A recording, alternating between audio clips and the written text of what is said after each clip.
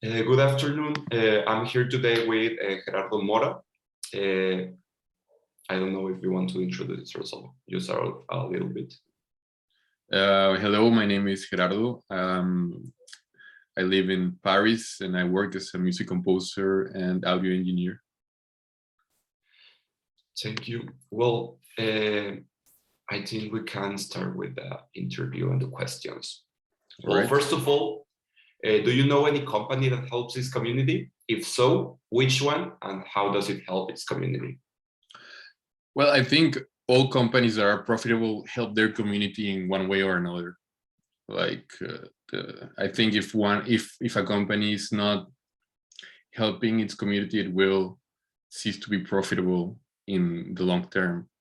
And yeah, you can make money without maybe there's some cases where you can make money and not help your community, but I don't think that that's a good strategy in the long term, and those kind of enterprises tend to end by themselves.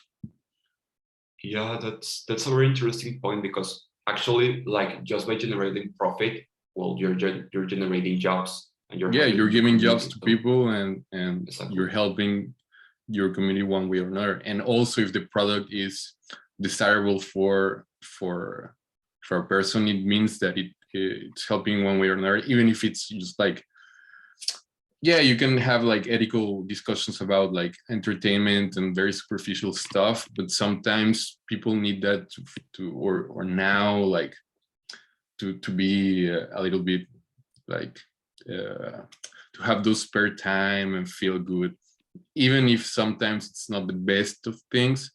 They're contributing one way or another, I think. And like the products that by themselves become toxic to the community, they like what we were seeing with cigarettes. Like, I think your generation, it's very aware that it's a bad product, and nobody's smoking anymore, or very few people are smoking now. That's what I'm seeing anyway. Exactly. Well, next question. Could it be possible for a company to be profitable and help its community at the same time? Why or why not? Well, you already kind of answered that question, but yeah, I think it's.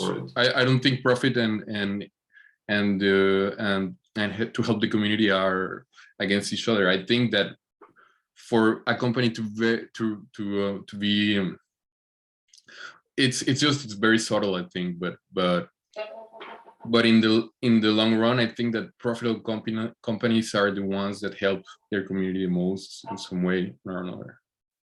Okay.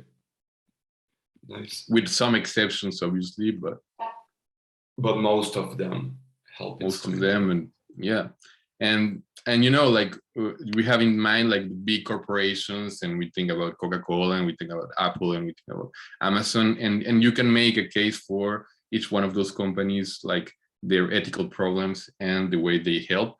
But if we think like in the middle term, like most of the people that are not in those big corporations, or most of the people that are have their own enterprises but are not that those big names, they're trying to help their community one way or another. Exactly. Well, they're trying to participate in the society in one way or another. And yeah, I think it's not something that go. I think I will trust more a company that wants to have profit than a company that doesn't want to have profit, because you can trust that the product will be good, or you can. Exactly. Yeah. You know, because you're assuring quality, because like they have to make this a competitive product. Yeah. Exactly. Obviously. Yeah. Do you know what a company with shared value is? A company shared value? Yes. Yes. It's when a company makes the core of their the core of the system to help society. Is it that? Yeah, exactly. It's basically when a company, when it's made, when it's established, it has the purpose of helping society and also generating profit. It's like both of their, we could say, missions. Okay. Then, how do you consider the culture in your country affects the social order of an organization? Like, for example, some attitudes, behaviors, or values that you think that could affect how a company ethical side works. Yeah, a lot. I think a lot. In France, there's a lot of, like, for example, the big supermarkets like Carrefour and Monoprix, the big names of supermarkets where you're going to buy food. Now they're becoming very like a place where you can buy also local food, or where they call here bio, that it's organic food, and because people here are very conscious about food in a way, like the quality of the food and the work of the local people and the farmers, etc. So yeah, I think there's a lot of consciousness around that, and even the big companies are paying attention to that to be profitable.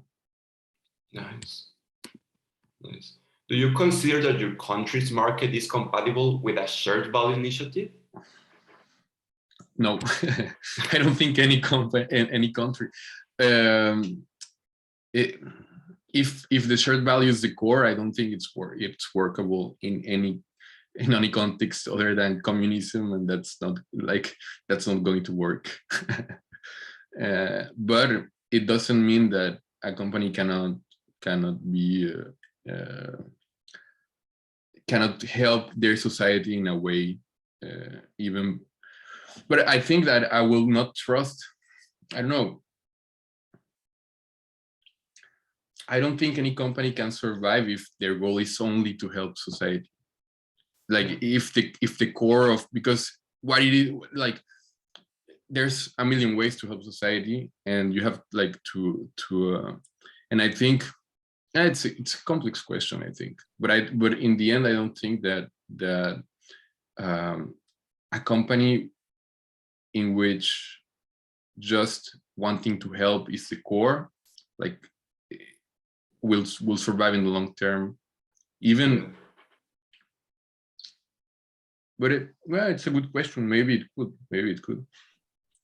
Yeah, that's a very good and valid point of view, because actually that's true. We don't know if that companies are going to work, because this thing of shared value is something that's happening from 3-4 years ago. So you don't know if they're like, a lot of companies close in about 6 months with this kind of schemes, because it's like very, very difficult. And the ones that have persisted, we don't know if they're going to be like big companies in 10 years, or like they were disappeared. So yeah, being receptive, I think it's also very. Then there's a place here for what we call association. It's the associations which are companies with non-profit organizations. That's what we will call it in English. And yeah, there's a place for that in society. There has always been a place for that in society, and I think they have a really important role to play. But I don't think it's like